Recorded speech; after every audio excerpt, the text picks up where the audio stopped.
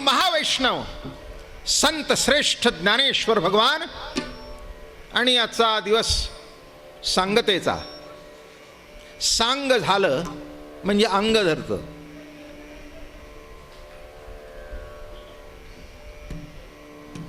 काय म्हटलं मी?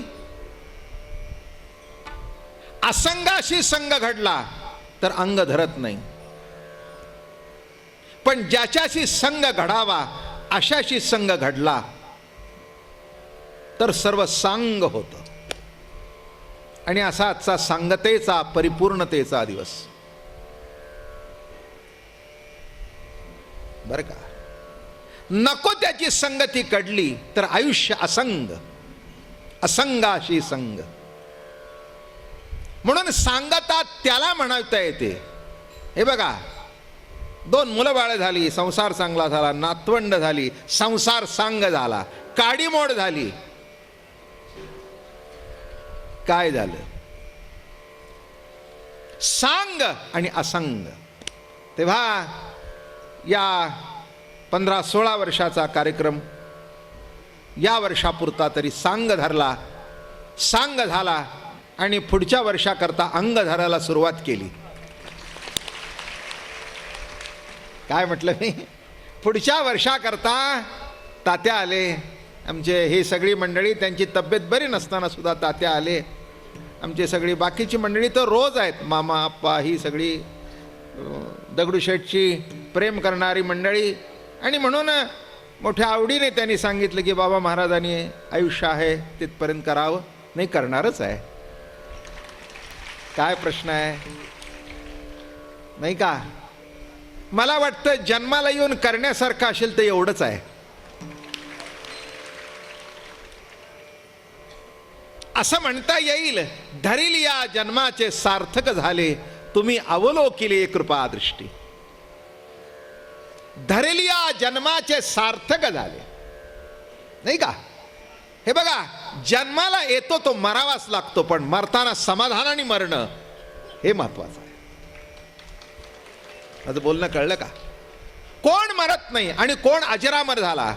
कृष्णे निज देही सांडिला, राम अयोध्या घेऊन गेला. ते तुम्ही आम्ही की झाड की पत्ती. एक ना एक दिवस तुम्हालाही जायचंय, मलाही जायचंय, पण जीवन कृतार्थ वाटावं. कृतार्थ तात्याने सांगितलं, साधू संतांच्या संगतीमध्ये जाणतेनो गुरु भजिजे, तेने कृतकार्य होईजे, जैसे मूळ सिंचनी सहजे, शाखा पल्लव संतोषिती. आणि म्हणून या ठिकाणी जवळजवळ 1 महिना आणि कृष्ण चरित्र तुम्ही माझ्याकडून बोलवून घेतलं. काय म्हटलं मी? बाबा महाराजांनी काही केलं नाही, कधीच काही केलं नाही. जे केलं ते तुम्ही समाजाने, मायबाप माझे तुम्ही, नाही का? तुकाराम महाराज जेव्हा म्हणाले तुम्ही संत मायबाप, मी काय म्हणतोय कळलं का? तुम्ही संत मायबाप. अभंग कसा झाला बघा. तुम्ही, नाही का? कोणाकडे तरुण बघून बोलतायत, तुम्ही संत मायबाप. आणि याच्यावत जीव मात्र काही काळ का होईना संत वाटणं हीच परमार्थाचा आनंद, नाही का? हो, मला कल्पना आहे की 24 तास एखादी व्यक्ती देव किंवा संत वाटणे इतके आपण मोठे नाही, पण निदान 2 तास तरी वाटावं ना तुम्ही संत मायबाप. पुष्कळ झाला आपल्याकरता, बरं का? हे बघा, आम्हाला काही मोठं दुकान चालवायचं नाही. जो भाजीचं दुकान चालवतो त्याच्या मंडईमध्ये पोती पोती वाटाणा भरलेला असतो. आम्हाला काय करायचंय? आम्हाला एक मुठभर मिळाला, आमचं बायकोचं पोट भरलं. खूप. माझं बोलणं कळलं का? तसं तुम्ही आम्ही काही घरदार प्रपंच सोडलेली माणसं नाही. लक्षात ठेवा, प्रपंचात राहून आपण परमार्थ करतोय. आणि मला असं वाटतं याच्या इतका मोठा परमार्थ संन्याशी ब्रह्मचारी हिमालयात असलेल्यांचा सुद्धा नाही. हे तुम्हाला खुश करण्याकरता नाही, तुम्ही मला टाळी द्यावी म्हणून नाही. सर्व संग परित्याग करून परमार्थ कुणालाही करता येतो, पण सर्व संग असताना असंग होऊन 2 तास का होईना नित्य नेमाने परमार्थ करणं, याच्याकरता सुद्धा प्रभूची संताची कृपाच लागते. आणि म्हणून आमचा महेश मला परवा म्हणाला, महाराज एक विरहिणी सांगा शेवट. मला बरं वाटतं कोणीतरी मला आवडीने सांगावं. बरं, आज काल्याला काय सांगावं हाही प्रश्न आला. सरलताई बसल्यात बघा आमच्या बारामतीच्या. आपल्याला कल्पना आहे उत्कृष्ट प्रवचन वगैरे करतात. बसल्या होत्या माझ्याकडे दुपारी येऊन. दुसऱ्याच विरहिणी काढल्या होता. इथे बसल्यानंतर त्या म्हणल्या काय काढलंय असं बघितलं. त्या विचारत नाहीत, पण लिहित होतो तेव्हा चाललं होतं. ते म्हटलं काय घडेल ते आयत्या एवढ्याला सुचत. जे इथे बसल्यानंतर म्हणले काला सांगायचं आहे ना, सांग याती कुळ माझे गेले हरपोणी, आणि ते हरपून गेल्याशिवाय काला होत नाही हे सांग. आलं का जमून सगळं? नाही, याती कुळ माझे हरपल्याशिवाय काला नाही, नाही तर का आला.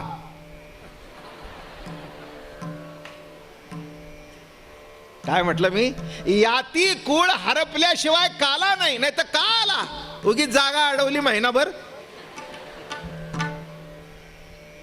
नाही, यायचं कारण काय, का आला, प्रश्न फार महत्वाचा आहे. याती कुळ माझे गेले हरपोणी, श्रीरंगा वाचोनी आणून येणे. आणि अलौकिक अशी विरहिणी दर्शनी तर आहेच, पण वारकरी संप्रदायाचं तत्वज्ञान सांगणारी विरहिणी आहे बरं का. वारकरी संप्रदायाचं तत्वज्ञान सांगणारी विरहिणी आहे. ती विरहिणी काय सांगते? याती कुळ माझे गेले हरपोणी. माझं याती कुळ सगळं हरपून गेलं. लक्षात ठेवा, मी पुढे सांगू का, नुसतं हरपून जाऊ नका, करपून जाऊ दे.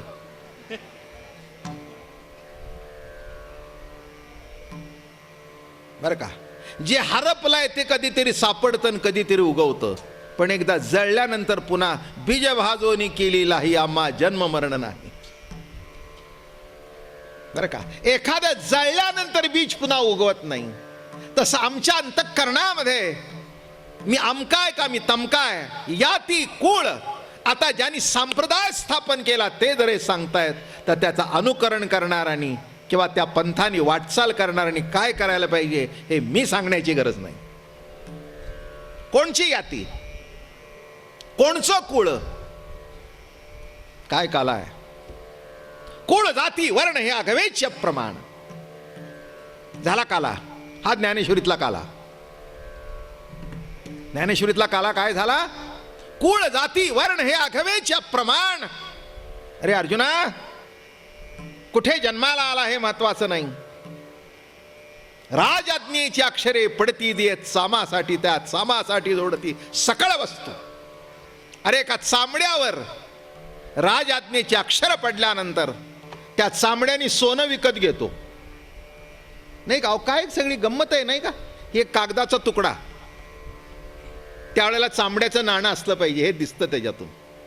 कागदाचा तुकडा, त्याच्यावर शिक्का पडला. जरा नंतर गडबड करा. हे आता हा, विठ्ठला विठ्ठला विठ्ठला विठ्ठला विठ्ठला विठ्ठला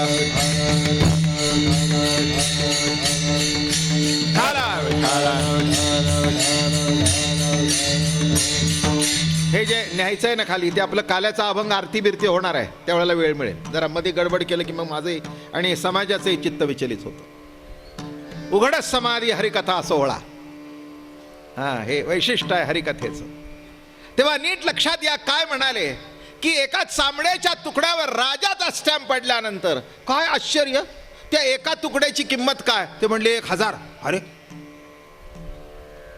एका त्या कागदाच्या चिटुरीची किंमत 1000, तुकड्याची किंमत 1000, आणि ते द्यायचं आणि सोनं घ्यायचं. काय गंमत आहे, कळलं का? हो. आणि अजून एक सांगू का, ही नोट फक्त इथेच चालते, तिकडे चालत नाही. पण तिकडे चालणारं सोनं इकडच्या कागदानी घ्यायचं. ते म्हणले तुला कळतंय का काय बोलतोयस? तो कागद नाही, तो राज आज्ञा आहे. काय कळलं का तुम्हाला? राजआज्ञा आहे. चामड्याच्या तुकड्यावर राजाचा शिक्का पडल्यानंतर त्याचं मोल अलौकिक आहे. तसं सामान्य जीवनावर संताची मोहर लागली की त्या जीवाला सुद्धा किंमत आली. हाच काला, हाच काला. शिक्का पडला, शिक्का पडला भक्तीचा, प्रेमाचा, नाही का? हा माझा भक्त आहे म्हटल्यानंतर शिक्का पडला, बरं का? मंत्र्याचा मेवणा आहे म्हटल्यानंतर एंट्रन्स मिळाला.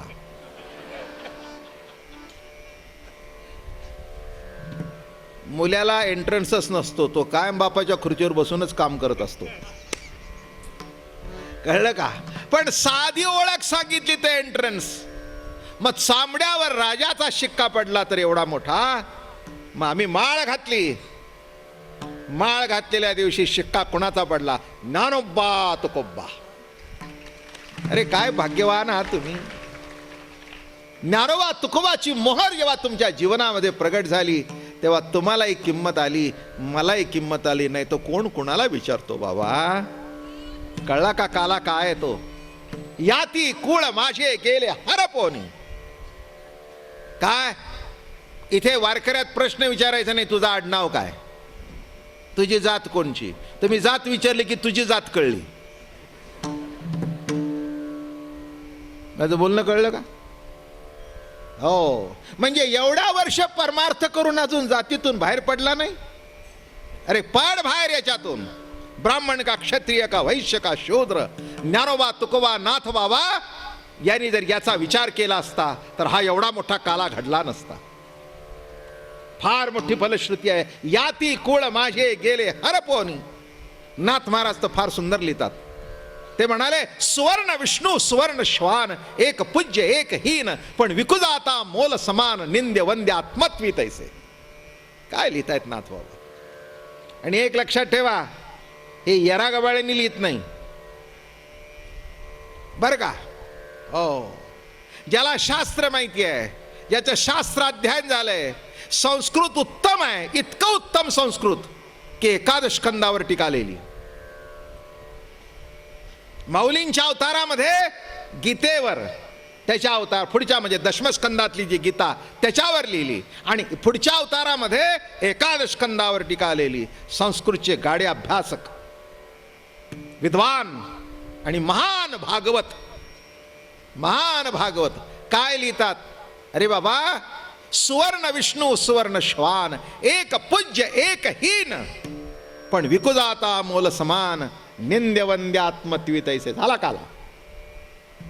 काला काय झाला कळलं का? याती कुळ माझे गेले हरपोनी. हो. एक मी दृष्टांत खुलवून सांगत असतो.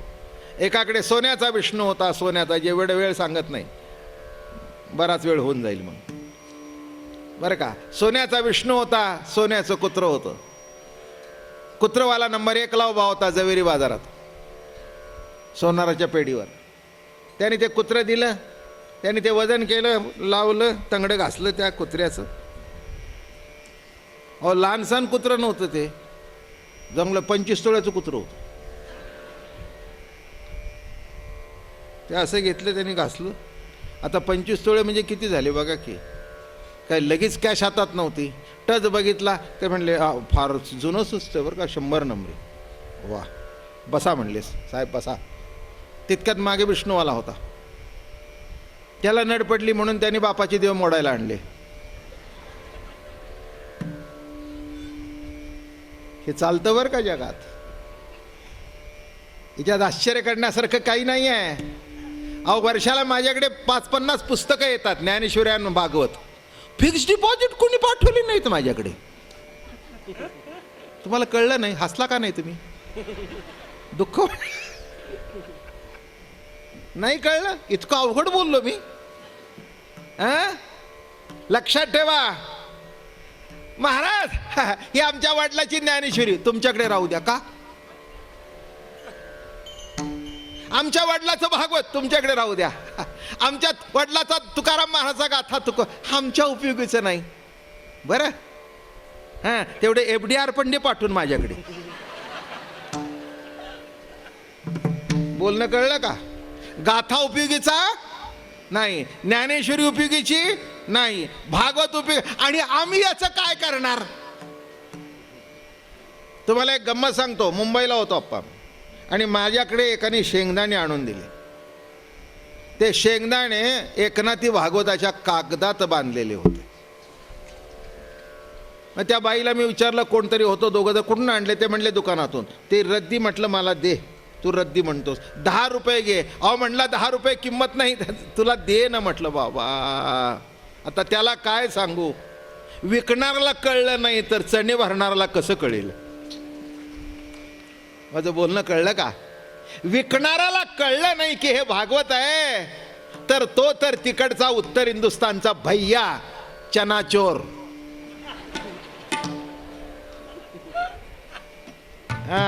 आता त्याला चना चोर वाल्याला कसा कळावा? हा घरातला चोर कळला नाही.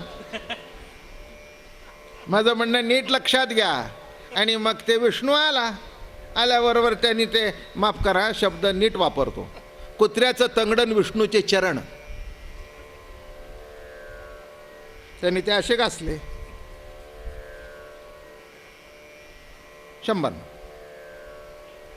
मग यांनी विचारलं होतं अगोदर कुत्रेवाल्याने, भाव काय? ते म्हटले 8,500. विष्णूवाल्याने विचारलं, भाव काय? 8,500. म्हणजे ते कुत्र गप्प बसलं होतं, पण हा विष्णूवाला गुरगुरायला लागला. काय म्हणला, दुकानदारी करता का? माणसांना फसवता का? लाज वाटते का? तो म्हणला, काय गुस्सा करायला एवढं, काय झालं? म्हणला, कुत्र्याचाही भाव तोच आणि विष्णूचाही भाव तोच. म्हणला, मालक मोठे आहात आपण, आम्ही आपल्याला काय शिकवावं? पण विष्णूवर भाव असतो, विष्णूचा भाव नसतो. तुम्हाला विष्णूवर भाव नव्हता म्हणून भाव करायला माझा आणला. मी विष्णूचाही भाव केला नाही, कुत्र्याचाही भाव केला नाही, मी सोन्याचा भाव केला. मला विष्णूही माहिती नाही आणि मला कुत्राही माहिती नाही, मला देवी माहिती नाही, मला फक्त सोनं माहिती आहे. तसं आकाराकडून बघणारे सामान्य जीव आणि सोन्याकडून, चिदविलासाकडून बघणारे साधू संत. आणि म्हणून महाराज म्हणाले, याती कुळ माझे गेले हरपून. कोण कुळ? कुठे जन्माला आले? याती कुळ माझे गेले हरपोनी. का गेले हरपोनी? नुसता गोलार्थ सांगणार आहे. श्रीरंगा वाचोनी आणूनेणे. मला श्रीरंगाशिवाय दुसरा आता आणून येणे, आणू इतकंही दुसरं त्याच्याशिवाय काही दिसत नाही. अणू मध्ये मला तोच दिसतो, दुसरं कोणी दिसत नाही. श्रीरंगा वाचोनी. काय घडतं जरा याच्याकरता दृष्टांत खुलवून सांगण्याकरता मला लौकिक जगात यायला पाहिजे. एका पोरीचं प्रेम जडलं एका पोरावर. काय जडलं? तुझं माझं प्रेम कधी घडल घडल घडल.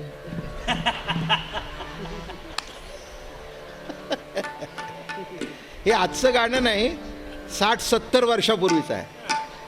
मला आठवतं बालगंधर्व कल्पतले वालावरकर आमच्या घरी आले होते आणि त्यांनी मला म्हणून दाखवलं, कधी घडल घडल घडल.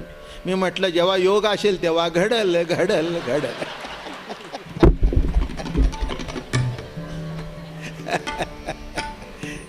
मला अजून तो काळ आठवतो. आमच्या घरी तेव्हा बालगंधर्व कंपनी आणि ते महाराजांच्याकडे यायचे. मग आमच्याकडे बसले बसले म्हणले, आमची नाटकाची गाणी निराळी, सध्याची कशी चालतात बाबा महाराज म्हणून दाखवू का? म्हणून ते माझ्या त्या काळातलं लक्षात राहिलं. नीट लक्षात घ्या. कोण माहिती नाही. किती व शिकवाल मज वेळोवेळा. नुसता गोलार्थ सांग बरं का. आणि झालं बाबा, ही मोठ्या कुळातली, बाप मोठा, कुळ मोठं, बँक बॅलन्स मोठी, बरं का, सगळंच मोठं. मग बापाला कळलं त्या अमक्या तमक्या बरोबर तुमची हो सारसबागेच्या गणपतीच्या पटांगणात बसलेली असते.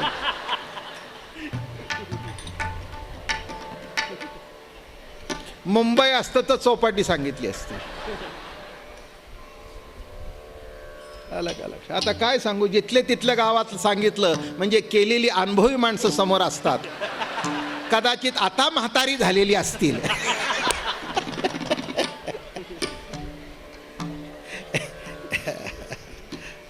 आणि मग बापाला कळतं, कुणीतरी सांगितलं, हो तुमची ती पोरगी अहो काय त्याची लायकी आहे का काय, तुमचं कुठे त्याचं कुठे?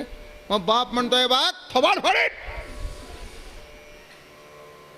आपण कुठे तो कुठे, त्याची लायकी काय आपली काय की काय. मग बापाने मारलं, मला आता एवढं रंगवून सांगायला वेळ नाही. बापाने मारलं, थोबडलं, सगळं झालं. मग ती म्हणली किती ओ शिकवाल मज वेळोवेळा. काय म्हणते ती, किती हो शिकवाल, किती हो शिकवाल मज वेळोवेळा. काय म्हणते, किती हो शिकवाल. आईने सांगितलं अगं बाई माझ्या असं करू नको, तुला इथे पलंगावर चहा, हातात पाणी, आंघोळीला सगळे कपडे द्यावे, मग तू करायचं. आणि तिथे कोणीच नाही. ते म्हणले तुझं तुला, पण याच्यासारखा दुसरा नाही.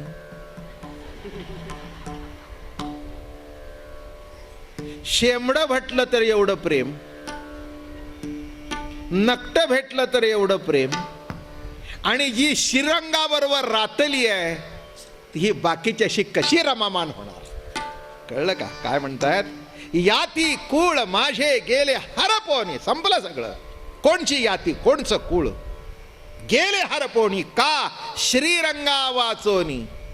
तो मज व्हावा, तो मज व्हावा, तो मज व्हावा, तो मज व्हावा, तो मज व्हावा, तो मज व्हावा, तो मज व्हावा, तो मज व्हावा, तो मज व्हावा, तो मज व्हावा, तो मज व्हावा, तो मज व्हावा, तो मज व्हावा, तो मज व्हावा, तो मज व्हावा, तो मज व्हावा. वेळोवेळा भावा हा पांडुरंग,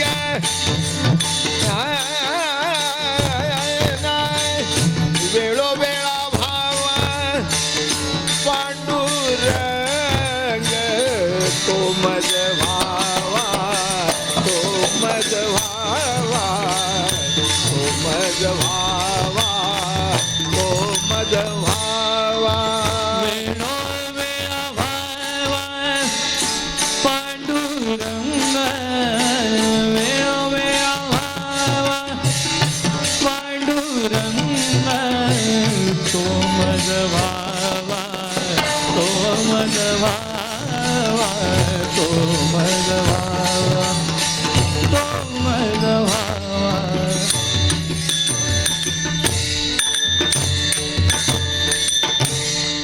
खाईना पिना वेदले हो मन तयाची ये गुणी. इतकी खाईना पिना काही नाही, बापाने कोंडून ठेवली. मग शेवटी विचारलं तुला कोण पाहिजे, तो मज व्हावा. 700 वर्षापूर्वीची विरेणी आहे. अगदीच लगेच नाव घेणं बरोबर नसतं. लगे अलीकडचे असेल तर तो शेजारचा बाब्या सांगून मोकळी झालीस.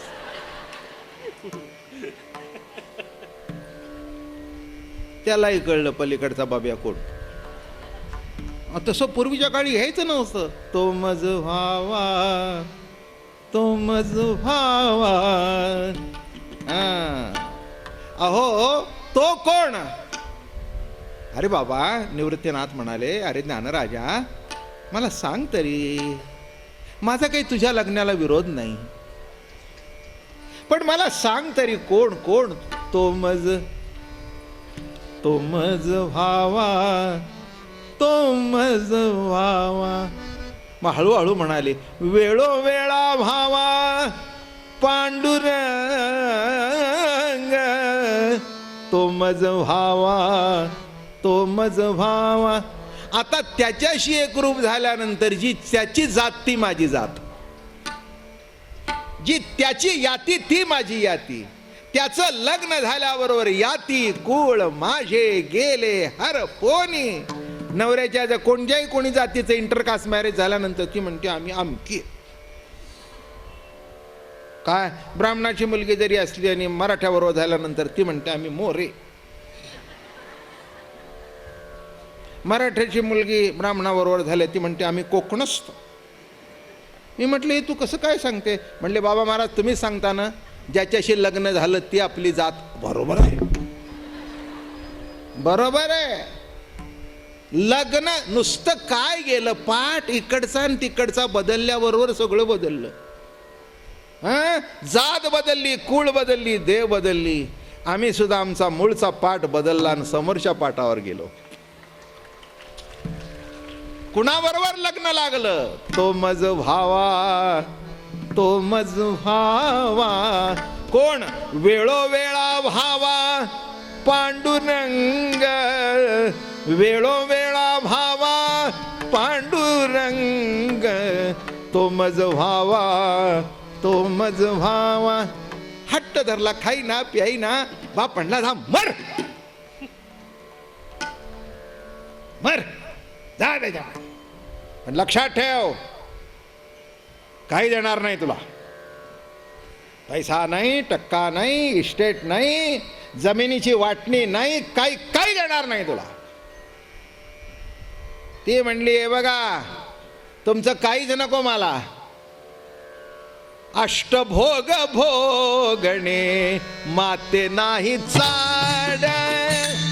अष्टभोग भोगणे माते नाही चाड. अष्टभोग भोगणे माते नाही चाड.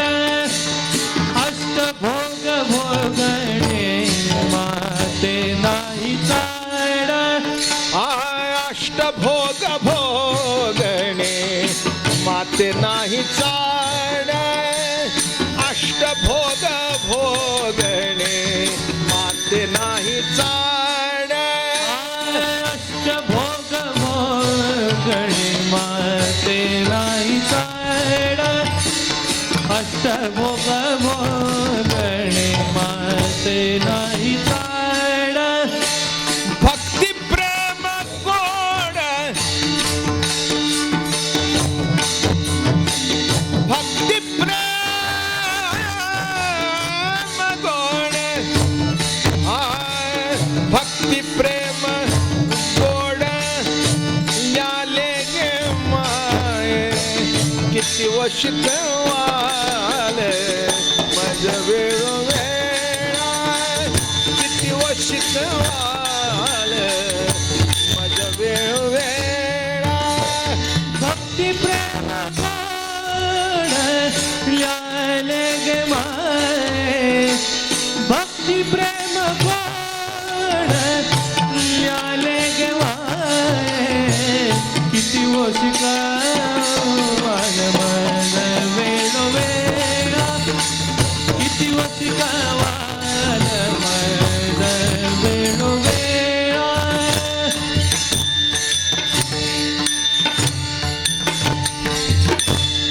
कळलं का तुला?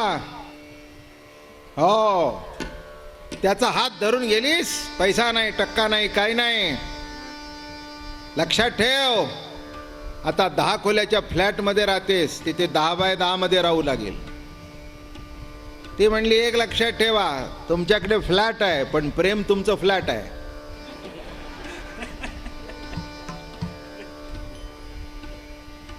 आज त्याच्या मागे लागले म्हणून बाप म्हणून हक्क गाजवायला आलात माझ्यावर. दिवसातून एकदा तरी माझ्याकडे बघायला फुरसत आहे का तुम्हाला? त्याने काय दिला तुला? भक्ती प्रेम गोड ल्याले गे माय. बर का? अगं काय त्याच्याजवळ आहे? ते म्हणे त्याच्याकडे सोनं नाही, त्याच्याकडे पैसा नाही, पण तो जो प्रेम देतो ते जगात कुठेच मिळत नाही. तसं 33 कोटी नवरे असू देत, सुंदर असू देत, महान असू देत, पण आमचा आपला जो काळा आहे ना, सावळे परब्रह्म आवडे या जीवा सावळे परब्रह्म आवडे या जीवा आवडे परब्रह्म आवडे या जीवा आवडे परब्रह्म आवडे या जीवा. कोण आवडला तुमचा असेल गोरा कोण असेल तो असेल श्रीमंत आय सावळे परब्रह्म आवडे या जीवा. कोणी ज्ञानेश्वर महाराजांना योगी म्हणतात महान योगी. तुम्हाला कोणी ज्ञानी म्हणतात ज्ञानियांचा शिरोमणी. ते म्हणले तुम्ही काय म्हणायचे ते म्हणा. सावळे परब्रह्म आवडे या जीवा सावळे परब्रह्म. काय आवडतं मला एक लक्षात घ्या. घरामध्ये आपल्या भिन्न भिन्न प्रकार रोज होतात. आपण काही खातो पण आवडीची वस्तू निराळी. काय मग बायकोला म्हणतो अगं काय तू त्या वड्या फार दिवसात केल्या नाहीस असं मी विसरले बर का. मग शेजारची आली काय हो काय करताय वड्या आमच्या त्यांना खूप आवडतात. म्हणजे रोज उपाशी नाही पण ते आवडीचं.